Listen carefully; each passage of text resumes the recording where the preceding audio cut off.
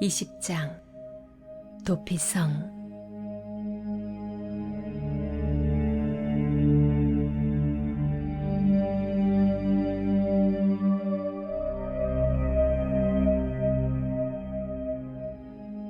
그때 하나님께서 여호수아에게 말씀하셨다.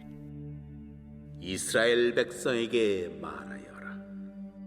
내가 모세를 통해 너희에게 지시한 대로 도피성을 지정하여 누구든지 실수로 뜻하지 않게 사람을 죽인 자가 피의 보복자를 피하여 안전한 피난처인 그곳으로 피신할 수 있게 하여라. 피할 곳을 찾아 이 성읍들 가운데 한 곳으로 피하려는 사람은 성문 입구에 서서 성읍의 지도자들에게 자신이 저지른 일을 털어놓아야 한다. 그러면 지도자들은 그를 성읍 안으로 받아들이고 그에게 살 곳을 주어 더불어 살 수 있게 해야 한다.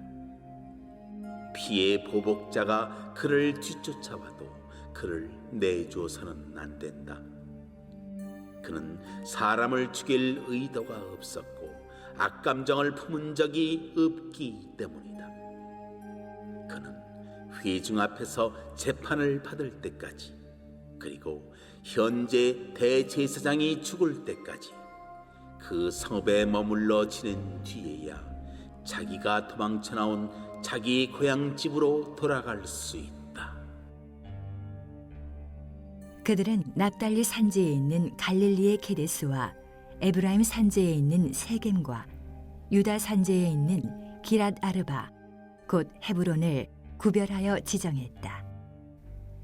여리고 동쪽 요단강 건너편에서는 르우벤 지파 중에서 사막 고원에 있는 베셀, 갓 지파 중에서 길르앗의 라못, 므낫세 지파 중에서 바산의 골란을 지정했다.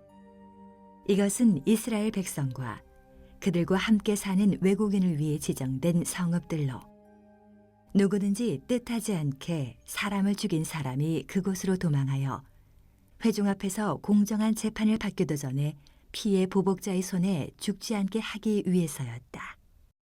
도피성 제도의 운영에 관한 규정은 하나님의 명령으로 시작합니다. 본문은 하나님께서 여호수아에게 직접 말씀하시는 장면입니다. 저자는 이 구절을 통해 도피성 제도가 민법적인 제도의 차원을 넘어 신적인 계시임을 밝히고자 합니다. 하나님의 명령은 모세를 통하여 말한 도피성을 정하는 것입니다. 오경 안에 도피성과 관계된 규정은 출애굽기 21장, 민수기 35장, 신명기 4장, 그리고 19장 등의 4군데 나옵니다. 그중 출애굽기 규정은 도피처, 성소의 제단에 관한 규정으로 여호수아의 도피성과는 직접 관계되지 않습니다. 2절에 모세를 통하여 너희에게 말한 도피성은 특히 민수기 35장과 신명기 19장의 율법 규정을 의미하죠. 민수기 35장과 신명기 19장에 의하면 하나님께서는 모세를 통하여 이스라엘 백성이 가나안에 들어가거든 도피성을 지정할 것을 명령하셨습니다. 3절입니다. 도피성 규정의 목적은 고의성 없이 실수로 사람을 죽인 경우, 현대용어로 과실치사라고 하죠. 피해 복수로부터 보호하고자 하는 것입니다. 피해 보복자의 히브리어는 고엘하담으로 죽임을 당한 자의 가족이나 친족 중에서 복수의 책임을 맡은 사람을 가리킵니다. 도피성에 피할 수 있는 사람은 부지 중에 실수로 사람을 죽인 자로 한정합니다. 다시 말하면 고의성 있는 살인의 경우에는 도피성에 피한다 할지라도 피해 복수를 면할 수 없습니다. 여기에서 부지 중에 실수로로 번역된 비슈가가 비브리 다아트는 민수기와 신명기 도피성 규례가 결합된 표현입니다. 비슈가가 부지 중에 하는 것은 민수기 표현인데요. 비브리 다아트는 알지 못하고 하는 것은 신명기 용어죠. 즉 여호수아 저자는 민수기와 신명기 도피성 규례를 하나로 결합하여 통합적으로 제시하고 있습니다. 4절로 6절입니다. 도피성 제도의 설치 목적에 이어 도피성 제도의 실제 운영에 관한 지침이 소개됩니다. 도피성에 피신하는 절차는 두 단계로 이루어지죠.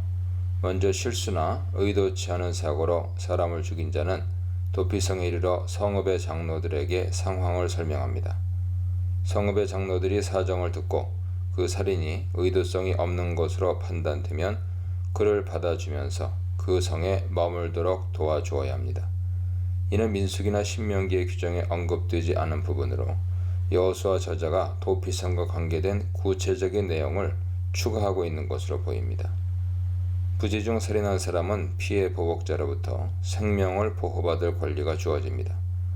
따라서 도피성의 장로들은 피해 보복자가 쫓아와서 살인자 인도를 요구할지라도 그 요청을 들어주어선 안 됩니다.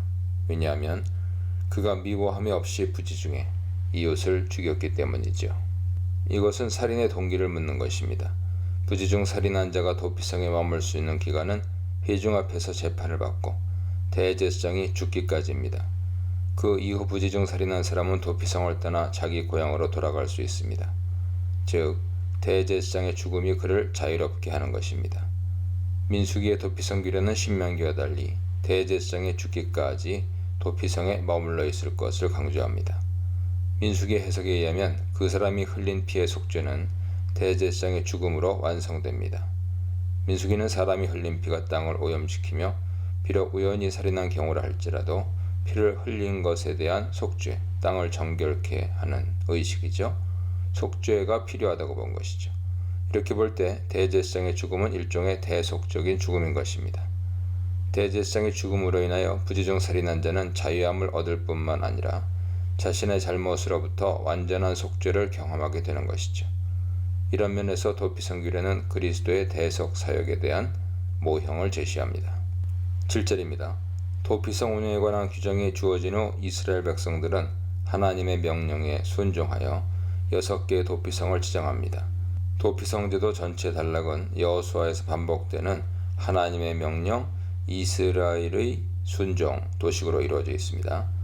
요단강 서편의 도피성으로는 북부의 게데스, 중부의 세겜, 남부의 헤브론 3개의 성읍이 지정됩니다.